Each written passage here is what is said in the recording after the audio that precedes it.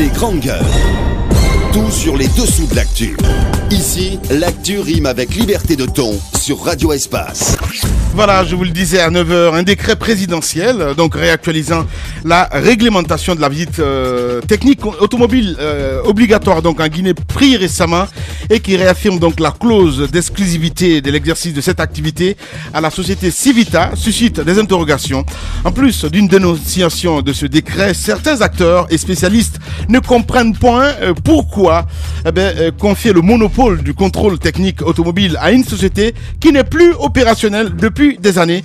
Que faut-il y voir? Quelles conséquences, en tout cas pour le secteur de la visite technique automobile? Entre autres, des questions posées ce matin. Vous le voyez à l'écran, notre invité, mesdames et messieurs, monsieur Barry Gawad, consultant au groupe Autovision, et monsieur Abal Diakité, DGA donc de Socotac et directeur technique de la société depuis la France, que nous allons essayer d'appeler donc ce matin chez les GG. Mais d'abord, on s'intéresse à cette actualité, je vous le disais, sauf changement de dernière minute. Et c'est ce mercredi, donc 20 mai, que le tête-à-tête donc tant attendu entre le président Condé et le chef de file de l'opposition guinéenne, et la Cellou Dalein Diallo, devrait avoir lieu. Donc dans la perspective de cette rencontre, une déclaration, celle du porte-parole de l'UFR, est venue agiter en tout cas les esprits au sein de l'opposition. Mohamed Tal signe et persiste. Cellou ne peut parler au nom de toute l'opposition, il ne peut engager que son parti. Voilà. Là, ça suffit seulement, et puis là, ça chauffe du côté de l'UFDG. Souley Tianguel, nous allons l'appeler maintenant. Il est le coordinateur donc de la cellule de communication de l'UFDG. Nous allons l'appeler dans un instant sur Radio Espace. On va revenir longuement là-dessus. Vous m'apprenez ce matin, vous me montrez un décret. Et ce matin, un décret, voilà, une déclaration. Certainement, on parlait avec Souley Tianguel. Ouais. Ce n'est pas un décret, la mine, rassurez-vous. C'est une décision qui est prise au sein, par l'UFDG, le principal parti d'opposition. Et cette décision nomme des cadres des cadres au sein de la commission électorale au niveau de l'UFDG. Mais il y a des noms qui peuvent paraître intrigants. Je pense qu'on va en parler avec Souley Tianguel. L'article 1er de cette décision dit, je cite, les cadres dont les noms suivent sont nommés au sein de la commission électorale dans les fonctions suivantes. Président, Dr Souleymane Geng. Vice-président... Non, on va s'intéresser. Oui. Secrétaire administratif, Kerno Salmana Diallo. Est-ce qu'il s'agit du même Salmana que l'on connaît du côté de la société civile? On va poser tout à l'heure la question à monsieur Souley Tianguel. Voilà, Souley Tianguel, bonjour. Bonjour mon cher Lamine et bonjour à tous les confrères et collègues de GG. La tranchante, dites-nous, Tal a été très clair, le porte-parole de l'UFR. Cellou Dalein Diallo ira rencontrer le professeur Alpha Condé, mais ne parlera qu'au nom de l'UFDG.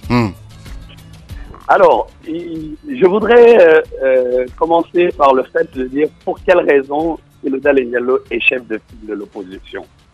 Il est chef de file de l'opposition par la volonté de ses militants et par la force de la loi. Ouais. C'est-à-dire que c'est parce qu'il a le plus de militants, il a de plus de personnes qui sont derrière lui aujourd'hui, et la loi a entériné cette réalité-là. C'est pour ça qu'il est chef de file de l'opposition. Ouais, seulement que Deuxième élément, les gens ne se sont pas retrouvés au sein de l'opposition pour dire que telle personne est notre chef ou notre représentant. Ouais. Si ça avait été le cas, à ce moment-là, ça veut dire que systématiquement, tout ce que l'UFDG doit faire, ou le président de l'UFDG va faire, il est obligé de se référer aux membres de l'opposition. Ah non, mais c'est pas une raison. Vous êtes quand même dans une famille politique qui s'appelle l'opposition plurielle, Souley. Vous devez vous consulter. Troisième élément. Le courrier est adressé au chef de file de l'opposition à titre personnel, pas à l'opposition. Bien. Donc, si ça avait été adressé à l'opposition que l'opposition a décidé de déléguer Cellou Dalein Diallo, ça veut dire donc à ce moment-là, ils auraient dû se référer à eux. Donc, tu as la raison de le dire. Pour clore cette partie, il ne faut pas que les gens se servent systématiquement de cette question-là pour pouvoir, puisqu'ils disent que ce qu'il faut craindre, c'est la zizanie au sein de l'opposition, et que chaque parti politique est autonome, ça veut donc dire que l'UFDG aussi est un parti autonome. Bien. D'accord? Ouais. Souley, il y a quelque chose d'important, Souley. Le chef de l'État ne reçoit pas El Hadj Cellou Dalein Diallo en temps de paix. il le reçoit parce qu'il y a une crise politique. Absolument. Et la crise politique, aujourd'hui, le combat est mené. Mais Tchangel, le combat est mené par plusieurs partis politiques de l'opposition. La moindre des choses, c'est pas obligatoire, mais on attendait quand même de la part de l'HCLO d'Alain Diallo une petite rencontre avec ses pairs pour recueillir leur point de vue là-dessus, au moins. Mais exactement.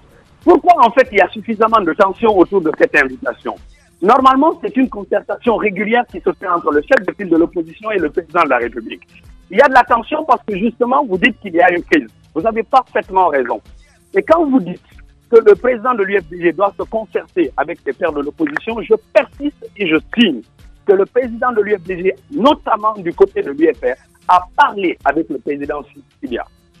Voilà. Je persiste et je signe là-dessus. Ouais. Il a parlé avec le président Sibia. Okay. Quand il y a eu la lettre, il a même pris la lettre, il est allé voir le président Sibia avec qui il a discuté de cette question-là. Voilà. Et ensuite, donc, en clair, si je comprends, disons les choses sur les Sanguel. Si on comprend aujourd'hui, en fait, Tal, il parle comme ça dans le vide. Dans le vide ou... C'est bien cela. Il n'a pas été démenti, hein. Djibril, c'est ce que je suis en train de faire là. Ah, ben voilà. Je suis en train de repositionner. Non, il n'a pas été démenti par son président. En l'occurrence, M. Sidia Touré. Attendez, oui, ce que je dis, c'est qu'aujourd'hui, le président de l'UFDG, tout le monde le sait, que systématiquement, chaque fois qu'il y a eu un souci et qu'il doit prendre une décision, il se réfère systématiquement au leader de l'opposition. Je vous donne même un exemple. Vous prenez, excuse-moi Lamine, juste une dernière chose. Ouais.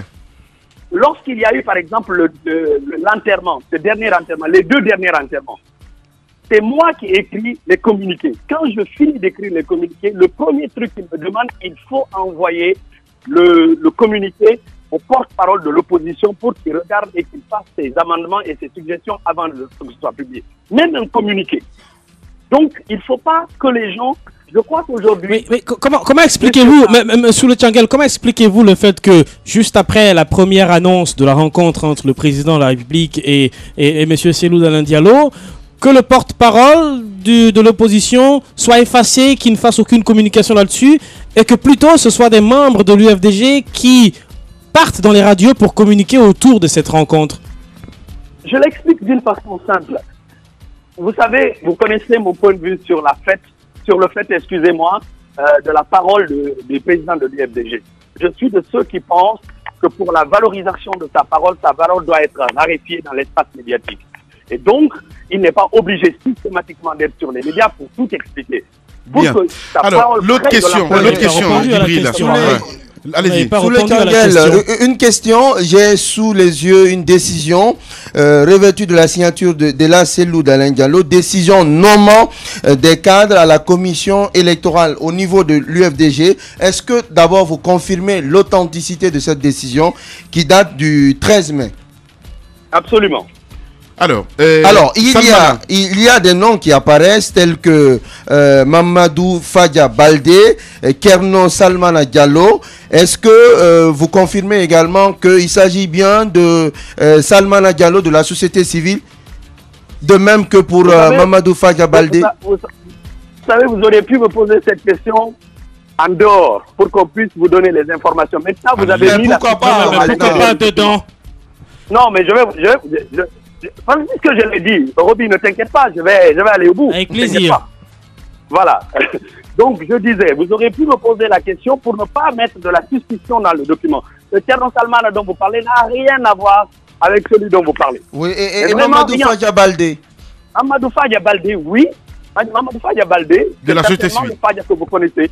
Non, il n'est pas de la société civile, dans une organisation clairement identifiée.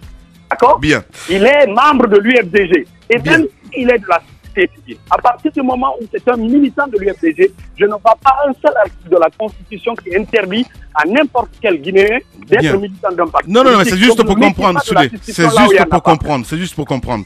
Merci beaucoup, Souley. Nous sommes pris par le temps, malheureusement. Merci beaucoup, en tout cas, d'avoir accepté notre invitation ce matin. Toujours un plaisir. Les grandes gueules. Tout sur les dessous de l'actu. Ici, l'actu rime avec liberté de ton sur Radio Espace. Voilà, continuez à réagir, un GG au 8037. Oui, le soir, votre message donc va véhiculer en bas de l'écran. Jawad Bari, hein, il est avec nous dans ce studio, consultant au groupe Autovision. Et monsieur Abal Diakité qui nous allons appeler un peu plus tard dans notre émission ce matin. Bonjour Jawad et bienvenue chez les GG. Oui, bonjour Lamine, merci. Voilà, alors, rapidement, nous en parlions la semaine dernière. 2 décrets que j'ai trouvé contradictoires dans le fond aussi sur le secteur du contrôle technique automobile dans notre pays.